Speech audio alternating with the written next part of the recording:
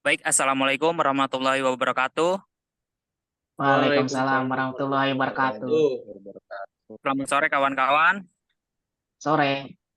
Sore. Sore. Pada hari ini kita akan melakukan presentasi mengenai makalah ekologi dengan judul Pengamatan Penggunaan Energi Terbarukan sebagai Alternatif Pilihan Efisiensi Energi pada Industri Manufaktur dan Masyarakat.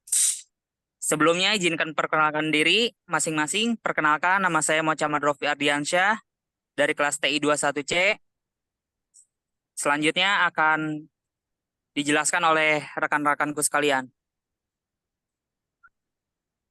Ya, baik. Terima kasih, Ropi. Di sini saya akan menjelaskan dulu latar belakangnya.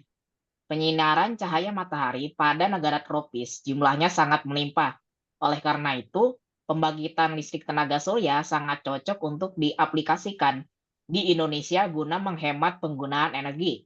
Seperti contoh apabila diterapkan pada perumahan atau klaster yang biasanya didesain dan dibangun dengan bentuk rumah atau dengan ukuran rumah yang sama, maka sangat berguna untuk penerapan teknologi panel surya agar dapat mengurangi dampak lingkungan akibat penggunaan energi listrik yang berlebihan.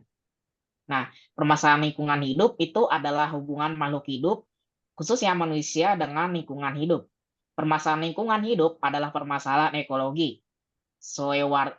Sumarwoto tahun 2004. Nah, lalu menurut Casteleden terdapat keterkaitan yang erat antara kegiatan pertambangan batu bara, lingkungan, dan kesehatan masyarakat. Lalu untuk tujuan dan rumusan masalah. Yang pertama, tujuan yaitu untuk mengetahui penerapan ekologi industri di perusahaan manufaktur. Yang kedua, mengetahui upaya dalam melakukan efisiensi penggunaan energi listrik. Dan yang ketiga, mengidentifikasi penerapan ekologi yang dilakukan masyarakat. Lalu untuk rumusan masalahnya sendiri itu, yang pertama, bagaimana penerapan ekologi industri di perusahaan manufaktur. Yang kedua, bagaimana upaya dalam melakukan efisiensi penggunaan energi listrik. Dan yang ketiga, apa upaya penerapan ekologi yang dilakukan oleh masyarakat.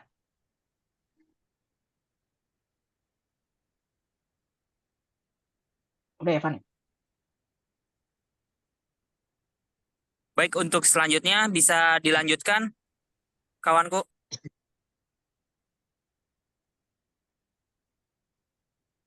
Bisa. Berikut dari tinjauan pustaka, yaitu yang pertama ada solar panel. Solar panel merupakan gabungan dari beberapa solar cell. Solar cell adalah suatu perangkat atau komponen yang dapat mengubah energi cahaya matahari menjadi energi listrik. Solar cell diartikan sebagai teknologi yang membangkitkan suatu daya listrik DC diukur dalam satuan watts W atau kilowatts kW yang berasal dari suatu bahan semikonduktor ketika dipaparkan oleh cahaya dengan menggunakan prinsip efek fotovoltaik. Efek fotovoltaik adalah fenomena di mana munculnya tegangan listrik karena adanya hubungan atau kontak dua elektroda yang dihubungkan dengan sistem padatan atau cairan saat mendapatkan energi cahaya. Yang kedua, lalu ada turbin angin.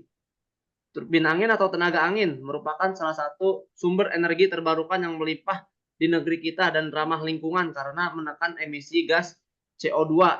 Oleh karena itu, kita dapat memperoleh listrik murah yang tidak terbatas dari energi angin.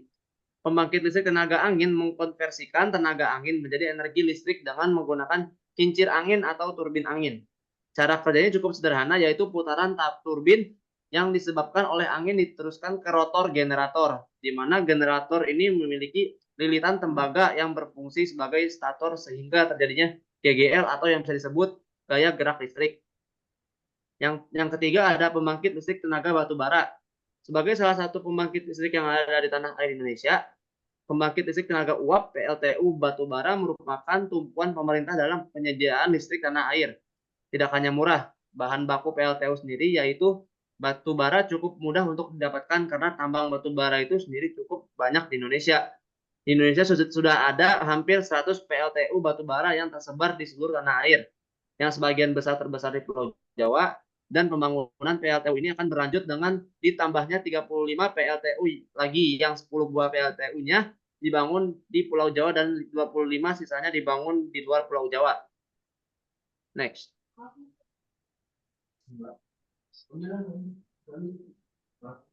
Next. Masih dalam tinjauan pustaka, yaitu ada pembangkit listrik solar panel, pembangkit listrik tenaga surya atau PLTS Waduk Cirata yang terletak di 3 kabupaten, yaitu Kabupaten Purwakarta, Kabupaten Cianjur, dan Kabupaten Bandung, wilayah Jawa Barat. Merupakan PLTS terapung pertama di Indonesia dan terbesar di Asia Tenggara setelah PLTS Kadis Solar sebesar 132,5 MWP yang terpasang di Filipina. PLTS Terapung Cirata ini dibangun oleh anak perusahaan PT PLN, yaitu perusahaan berbasis di Uni Emirat Arab UEA, PT Pembangkit Jawa Bali Investasi PJBI bermitra dengan Masdar. Yang terakhir ada pembangkit listrik turbin angin. Pemanfaatan energi baru dan terbarukan sebagai sumber energi dalam kebijakan energi nasional atau disingkat dalam KEN sebesar 23% dari total energi bauran energi mix pada tahun 2025 dan 31% pada tahun 2050. Duta Kementerian Energi dan Sumber Daya Mineral atau disingkat ESDM menyebutkan bahwa saat ini presentasi energi baru dan terbarukan dari total produksi energi primer masih berkisar pada level di bawah 5%. Pemanfaatan energi matahari dan angin yang merupakan energi dengan jumlah berlimpah, ramah lingkungan. Karenanya energi matahari dan angin sebagai sumber energi alternatif semakin banyak digunakan dalam berbagai aplikasi kebutuhan energi sehari-hari. Next. Next bisa dibacakan oleh rekan-rekan teman sekalian. Silakan. Metode penelitian. Yang pertama itu ada objek penelitian. Adapun untuk objek penelitian pada pengamatan penggunaan energi terbarukan sebagai alternatif pilihan efisien energi pada industri manufaktur dan masyarakat adalah sebagai berikut. Yang pertama ada industri manufaktur, yang di mana kami menggunakan salah satu perusahaan yang bergerak di bidang manufaktur. Dari pilihan berbagai sektor industri yang telah menetapkan energi terbarukan, kami memilih industri manufaktur dengan alasan industri manufaktur lebih relevan karena tren dari industri manufaktur saat ini sedang melonjak tinggi. Yang kedua, masyarakat.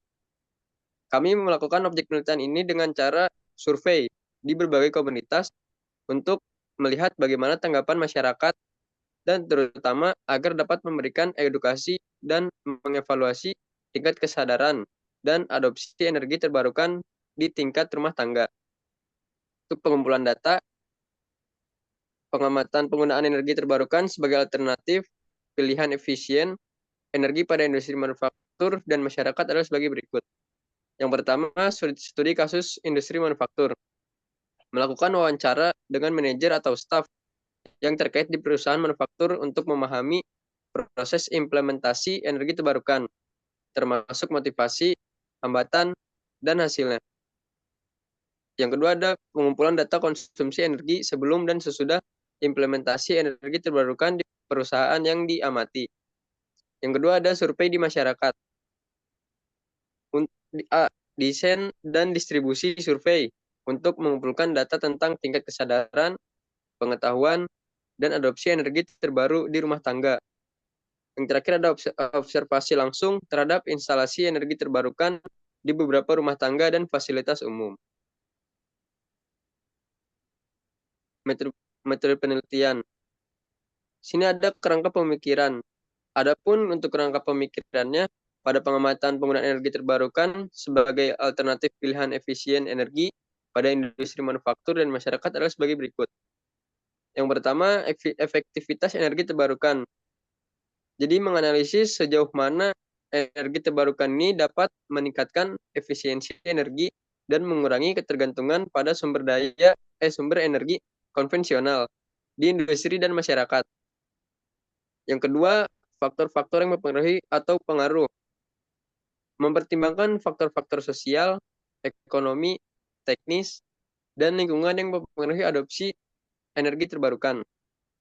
Yang ketiga, kebijakan pendukung.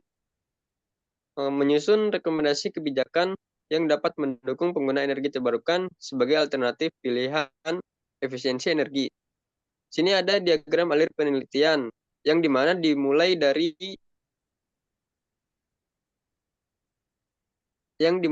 pengumpulan data, selanjutnya terbagi lagi menjadi dua.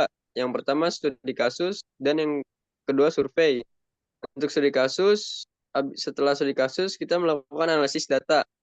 Setelah menganalisis data, lanjut ke kerangka pemikiran, lanjut ke rekomendasi kebijakan, dan selesai.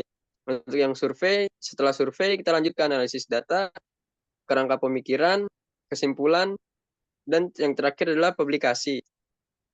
Next. Hasil dan pembahasan. Penerapan ekologi efisiensi sumber daya dalam industri.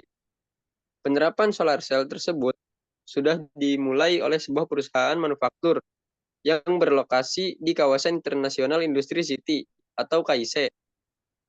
Perusahaan tersebut memanfaatkan sinar matahari lalu dikonversi menjadi energi listrik untuk membantu mengurangi biaya penggunaan listrik PLN yang berasal dari pembakaran batu bara.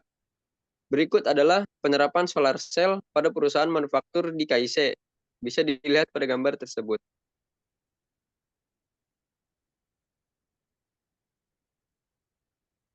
Selanjutnya bisa dilanjutkan oleh rekan saya. Baik, terima kasih Raksan. Di sini adapun saya akan menjelaskan mengenai tentang hasil dan pembahasan. Pertama, namun tidak hanya itu, perusahaan tersebut menerapkan pembangkit listrik tenaga angin dengan memasang turbin di atap gedung pabrik, dengan mengubah energi angin yang memutar motor sehingga menghasilkan energi listrik yang nantinya akan disimpan, lalu dikonversi menjadi tegangan AC ataupun DC, sesuai dengan kebutuhan. Berikut ini adalah penerapan energi angin yang dilakukan oleh perusahaan. Next. Pertama, dengan menerapkannya ekologi industri dengan melakukan efisiensi energi, perusahaan manufaktur tersebut mampu untuk mengurangi biaya penggunaan listrik PLN, dan tidak hanya itu, perusahaan tersebut membantu dalam mengurangi polusi yang diakibatkan oleh pembakaran batu bara oleh PLN.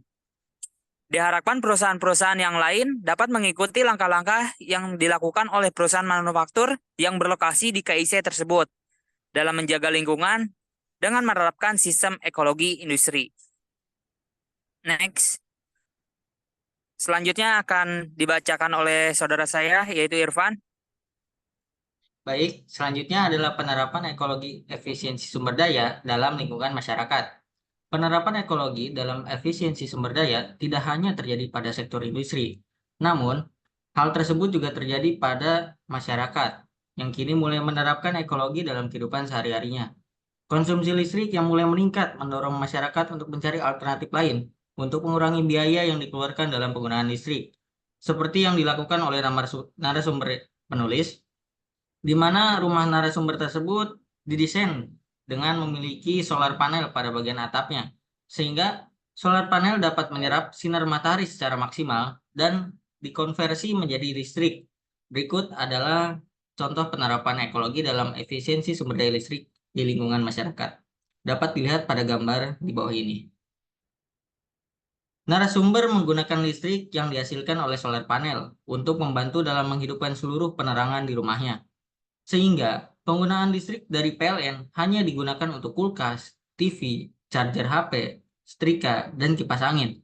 Meskipun kapasitas yang dihasilkan belum bisa memenuhi untuk kebutuhan listrik di rumah tersebut, namun yang dilakukan oleh narasumber merupakan sebuah upaya yang baik untuk menjaga lingkungan dan melakukan efisiensi sumber daya alam. Kesimpulan. Setelah penulis menyelesaikan kajiannya tentang penerapan ekologi di industri dan masyarakat, maka dapat ditarik kesimpulan bahwa pertama, dalam penerapan ekologi industri yang dilakukan oleh sebuah perusahaan manufaktur, dapat dikatakan sangat bagus.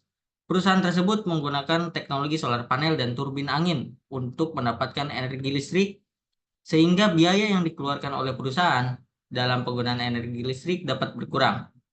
Selanjutnya, nomor 2, sudah banyak upaya-upaya yang dilakukan untuk memanfaatkan energi sebaik-baiknya. Salah satunya adalah penggunaan solar panel yang memanfaatkan sinar matahari lalu mengubahnya menjadi energi listrik. Tidak hanya itu, Turbin angin dapat dimanfaatkan untuk mendapatkan energi listrik.